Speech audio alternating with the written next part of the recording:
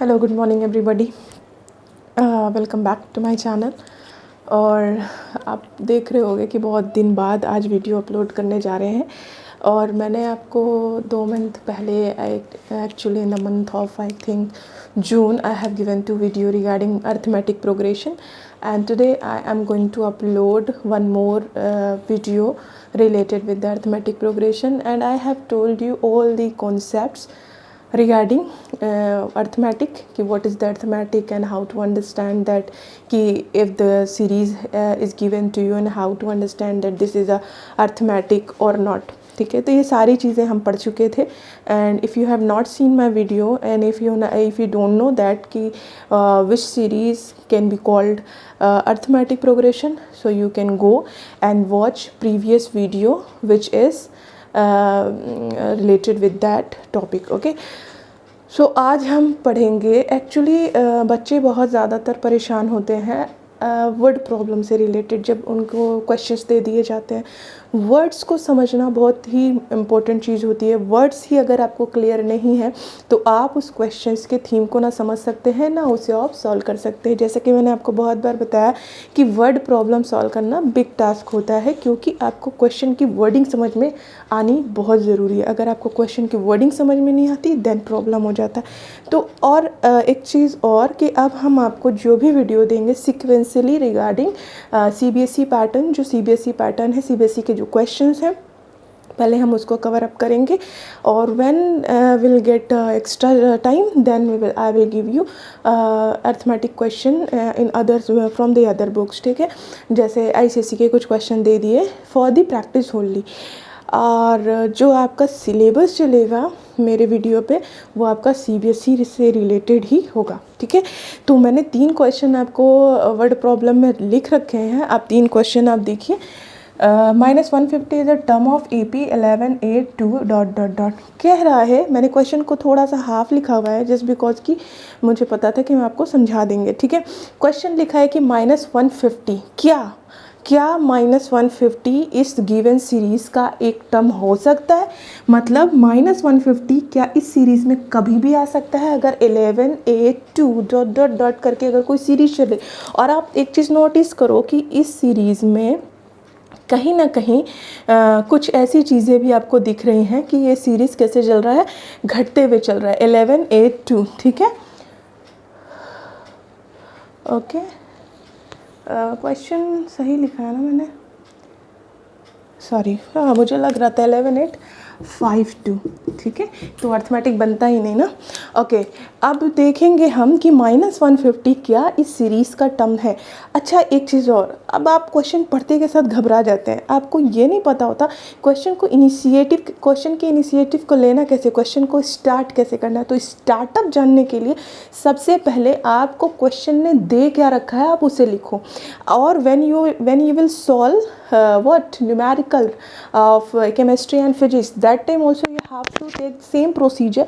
You just have to start up from there which question has been given to you। जो question आपको already दे रखा है पहले आप उसको लिखें। ठीक है, तो जो क्वेश्चन हमारा है पहले हम उसको लिखेंगे, क्वेश्चन के सॉल्यूशन। ठीक है, तो सॉल्यूशन हम कुछ इस तरह करेंगे। पहले हम क्वेश्चन को लिख लेंगे, क्वेश्चन में सीरीज़ को लिखेंगे 1185 ... अब बच्चों, अब हमें सीरीज़ तो दे दी गई, अब हमें सीरीज़ देकर पूछ लिया गया कि -150 इसका एक टर्म है या नहीं है। तो सबसे पहले हम क्या चेक करेंगे कि ये सीरीज़, अब जाहिर सी बात है क्वेश्चन में ये पूछ लिया और अर्थमेटिक, ये इसको चेक करने की ज़रूरत नहीं, इसने पहले ही बोल दिया कि अर्थमेटिक है। ठीक है, तो अब हम इस अर्थमेटिक में सबसे पहले क्या जानना था, कोई सीरीज़ अर्थमेटिक कब बनता है, जब उसका फर्स्ट टर्म हो और उसमें कॉमन डिफरेंस सेम चले। तो सबसे पहले हमें इस सीरीज़ से 2 इन्फॉर्मेशन चाहिए होंगी, या हम ले सकते हैं आराम से। एक आपको फर्स्ट टर्म मिल सकता है, एक आपको क्या मिल सकता है, कॉमन डिफरेंस। तो आप देखो फर्स्ट टर्म क्या होता है, जो पहला टर्म है वही हमारा फर्स्ट टर्म। तो फर्स्ट टर्म कितना हो जाएगा बच्चों 11।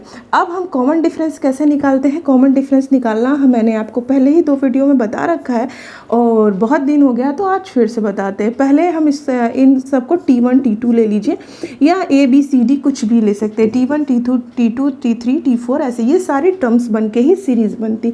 अब हम लोग D का प्रोसीजर होता है कि T2 माइनस T1 बराबर T3 माइनस T2, मतलब इसमें से इसको सब्ट्रैक्ट किया और इसमें से इसको सब्ट्रैक्ट किया और दोनों बराबर आया तो ही हमारी सीरीज़ अर्थमेटिक होगी। हमें यहाँ चेक करने की ज़रूरत नहीं, इसलिए हम सेकंड वाला टर्म नहीं लिखेंगे, डायरेक्ट हम यहाँ से D की वैल्यू निकालेंगे। तो T2 आपका कितना है 8 माइनस T1 कितना है 11। और आप देख रहे हो कि जब ही स्मॉल नंबर में से बड़ा नंबर सब्ट्रैक्ट करते हैं तो उस नंबर का साइन लगता है जो नंबर हमारा बड़ा है। तो 11 में से 8 गया 3 और दोनों में बड़ा नंबर कौन है 11, तो उसका साइन -3। मतलब हमें A की वैल्यू इन्फॉर्मेशन मिल गई और D का भी इन्फॉर्मेशन हमें मिल गया।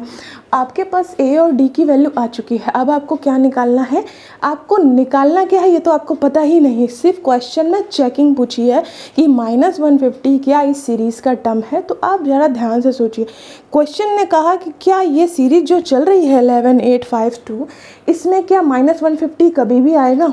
तो आप ध्यान से सोचो कि क्या हमारे पास फॉर्मूला क्या होता है, एक ही तो फॉर्मूला है Tn बराबर, या Tn को An भी लिखते हैं A प्लस n-1 इंटू में D। फॉर्मूले पे ध्यान दीजिए, आप फॉर्मूला लिखिए जो आपको दे रखा है वो लिखिए, फिर आप फॉर्मूले पे इम्प्लीमेंट करना शुरू कीजिए किसकी वैल्यू किसकी जगह रख सकते हैं। जो कोई नहीं, जो जगह कोई नहीं ले रहा वो वैल्यू लेगी जो वैल्यू पूछी है। ऑब्वियसली सी बात है, जैसे आपको A की वैल्यू पता है तो A की जगह तो A ही लेगा, कोई और नहीं ले सकता। 11 लिखिए plus n, number of terms तो पता ही नहीं है ना आपको, तो ये पता ही नहीं है कि इसमें कोई नंबर ऑफ टर्म्स कितने हैं, मतलब कितने नंबर है, 50 है 100 है 20 है 75 है 78 है, कितने नंबर है ये आपको पता नहीं है।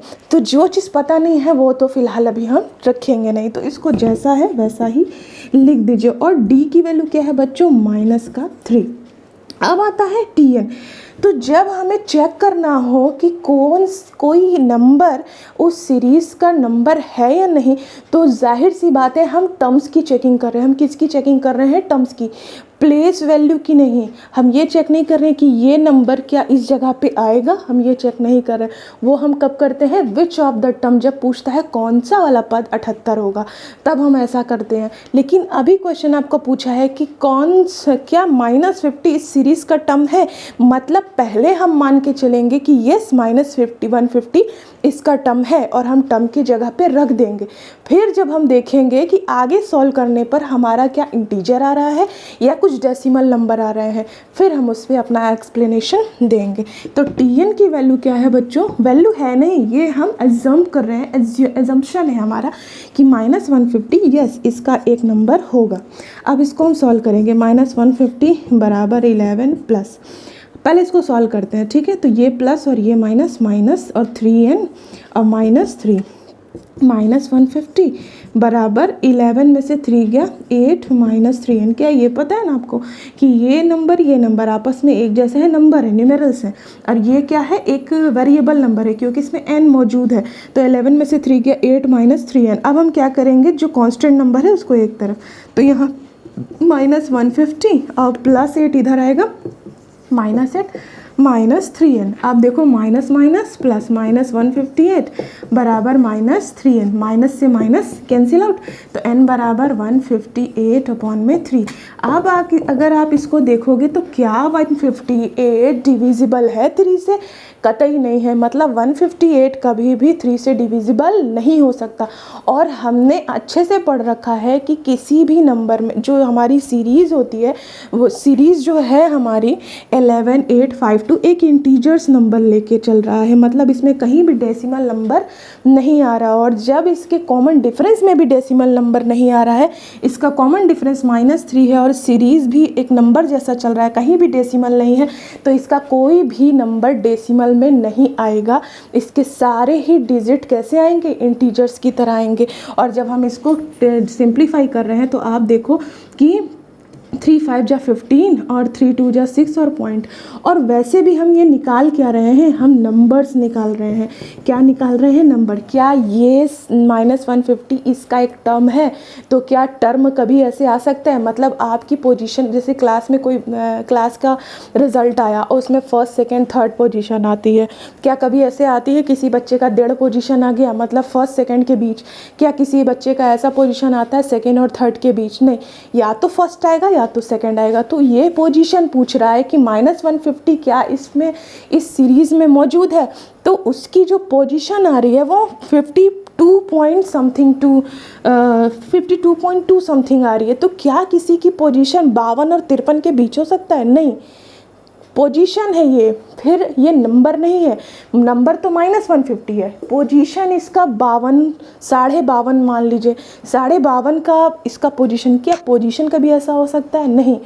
हमारा जो हम पोजीशन पढ़ते हैं, पोजीशन इंटीजर में होता है, या तो 1 होगा या तो 2 होगा। 1 और 2 के बीच में 1.5 वाली कोई पोजीशन हमारी नहीं होती। तो इसका मतलब हम इसका कंक्लूजन क्या देंगे कि -150 is not a term of this series. मतलब -150 इस सीरीज़ का टर्म नहीं है। ठीक है, क्योंकि हम टर्म चेक कर रहे थे, इसलिए टर्म ऐसा कभी भी साढ़े और तैड़े में नहीं आ सकता। ठीक है, तो आप इसको लिख लेना। अब हम लोग देखेंगे नेक्स्ट क्वेश्चन।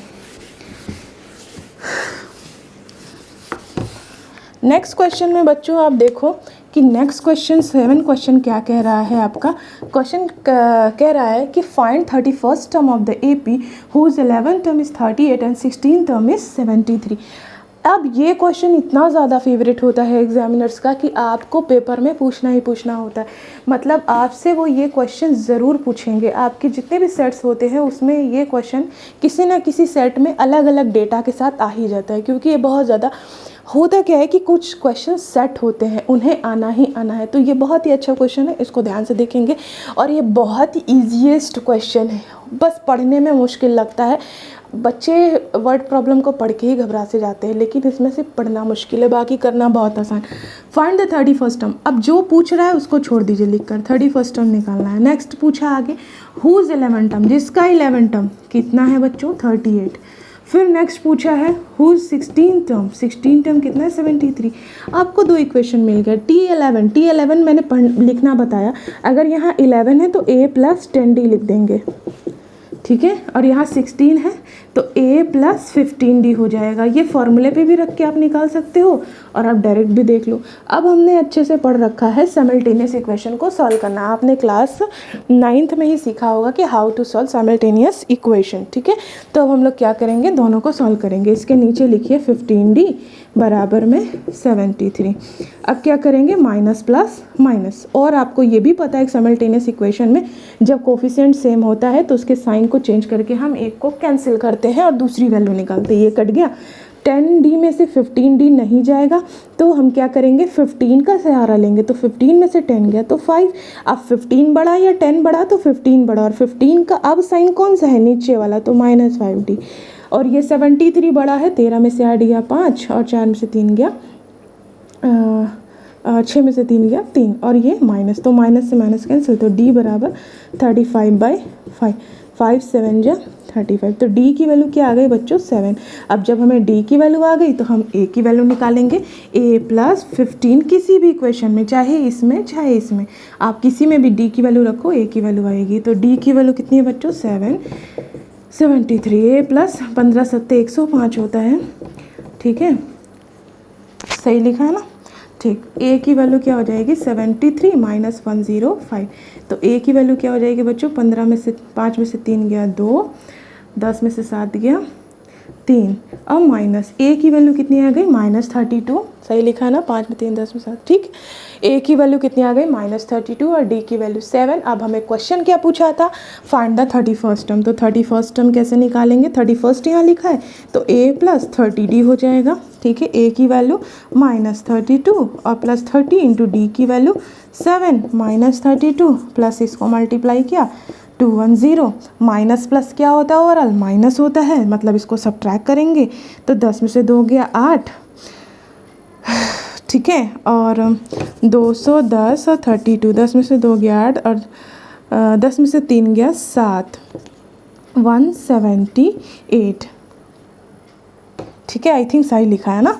और थोड़ा सा प्रॉब्लम हो रहा है, आज फर्स्ट डे है ना, कुछ बहुत दिन बाद वीडियो अपलोडिंग का, तो माइनस प्लस माइनस दोनों में से बड़ा नंबर कौन सा है? 210।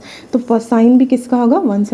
210 का। तो 210 पॉजिटिव, तो हमारा फाइनल आंसर भी पॉजिटिव होगा। तो हमारा आंसर कितना आ रहा है? 178। 8 2 10 का 0, 3 7 3 10 11 और 1 1 2 करेक्ट है। ओके, तो इस तरह से हमारा सेकंड क्वेश्चन भी कंप्लीट हो गया। तो इसी तरह हम वर्ड प्रॉब्लम को सॉल्व करते हैं। आप वर्डिंग समझते जाइए, सॉल्यूशन होता जाता है। ठीक है, तो आप इसको कर लीजिएगा। अब हम लोग करेंगे थर्ड क्वेश्चन। थर्ड क्वेश्चन भी पढ़ने में थोड़ा सा टिपिकल है, क्योंकि इसकी लैंग्वेज ही ऐसी दे रखी है स्किप करके, और बस सॉल्व करने में बड़ा आसान है, लेकिन समझ में आ जाए तो ठीक है। अब कैसे समझेंगे? देखिए, क्वेश्चन आपको दे रखा है AP कंसिस्ट 50 टर्म। अब हमें पता चल गया कि अगर किसी सीरीज में 50 ही टर्म है, अगर किसी बारात में 200 ही आदमी आ रहे हैं, तो जाहिर सी बात है आप उनके नाश्ते का इंतज़ाम भी 200 लोगों का ही करेंगे। 201 वो एक चीज़ अलग बात होती है, लेकिन अगर किसी हमें या किसी रेस्टोरेंट में जा रहे हैं, अगर 200 आदमी हैं तो 200 का ही खाना ऑर्डर करते हैं। ठीक है, 210 का नहीं कर देंगे। इसका मतलब कि जिसमें हम मतलब कि हमारे पूरी महफिल में 200 ही लोग हैं, उससे ज़्यादा हमें आगे नहीं बढ़ना। तो हमारी सीरीज़ में 50 टर्म है, इसका मतलब लास्ट टर्म 50वां टर्म होगा। ठीक है, तो टोटल टर्म कितने होंगे? 50। अब कह रहा है which is third term is 12, मतलब T3 कितना है बच्चों? 12 है। And the last term is 106, मतलब किसी सीरीज़ में T1 T2 dot dot dot T50 तक चला गया। ठीक है, उसका तीसरा टर्म तो 12 है और उसका लास्ट टर्म कितना है बच्चों? 106। अब देखिए, यही क्वेश्चन समझना था, क्योंकि सेकेंड इक्वेशन समझना बहुत मुश्किल था। पहला इसका ये तो तुरंत समझ में आ रहा है कि उसका तीसरा टर्म 12 है, लेकिन जब ये लैंग्वेज आधी यहाँ और आधी यहाँ दे दी तो मुश्किल हो गया। पहले बोल दिया कि कंसिस्ट करता है 50 टर्म, और बाद में बोल रहा है कि लास्ट टर्म उतना है। मतलब क्वेश्चन को थोड़ा सा पजल बना दिया। ठीक है, अब आपको उसके पजल को सॉल्व करना कि कंसिस्ट 50 टर्म मतलब लास्ट टर्म तो 50 ही होगा, और लास्ट टर्म ऑलरेडी 106 दे रखा है, तो मतलब हमारा सेकेंड इक्वेशन T50 बराबर 106। अब यहाँ 50 है तो A प्लस 49D हो जाएगा बच्चों, फिर वही पहले जैसा क्वेश्चन हो गया। और T3 है तो A प्लस 2D बराबर 12। फिर हम साइमल्टेनियस जैसे सॉल्व कर लेंगे, जैसे अभी जस्ट हमने प्रीवियस क्वेश्चन में किया। माइनस माइनस माइनस ये कैंसिल, माइनस 47D बराबर माइनस 104 कैंसिल आउट। D बराबर 104 अपॉन में 47, आई थिंक 2 टाइम्स में कट जाएगा, 7 नहीं 14 का। ठीक है, 2 टाइम्स में कट गया। तो आपकी D की वैल्यू बच्चों कितनी आ गई? 2। और अगर D की वैल्यू आपकी 2 आ गई तो A की वैल्यू फाइंड कर लीजिए, इसी में रख दीजिए। A प्लस 49 इंटू 2 बराबर 106, तो A प्लस 98 बराबर 106, तो A बराबर 106 माइनस 98, तो A बराबर 6 में से 16 में से 8 गया 8, 8 8 16 का 86 लग 9 1 10, मतलब A की वैल्यू 8 आ गई। A की वैल्यू 8 और D की वैल्यू 2। हमें निकालना क्या था बच्चों? 29 टर्म। तो जब 29 टर्म आपको निकालना है, T29 आपको सॉल्व करना है, तो सीधा A प्लस 28D। A की वैल्यू आपकी क्या है बच्चों? 8, और 28 इंटू D की वैल्यू क्या है बच्चों? आपकी 2। तो आप देख लो तो कितना हो जाएगा? 64। ठीक है, ऐसे आप निकाल सकते हैं। ठीक है, इस तरह से आप इसको सॉल्व कर सकते हो। ठीक है, तो ये रहा आपका 3 वर्ड प्रॉब्लम, क्वेश्चन नंबर 6, 7 और 8 किस एक्सरसाइज का 5.2 का। बहुत ही इंपॉर्टेंट था, एग्ज़ाम के पर्पज़ से बहुत ही ज़्यादा डिमांडेड क्वेश्चन है। तो आई होप कि आपको समझ में आया होगा, और इंशाल्लाह I will try that I will give you the video every day. और पढ़ते रहिए, बस हंसते रहिए, मुस्कुराते रहिए। मेरी वीडियो अच्छी लगे तो लाइक शेयर सब्सक्राइब करना ना भूलें, और बेल आइकन को दबाएं, और मेरे वीडियोस को ज़्यादा से ज़्यादा शेयर करें। Okay, bye bye, good night, goodbye, take care, keep learning.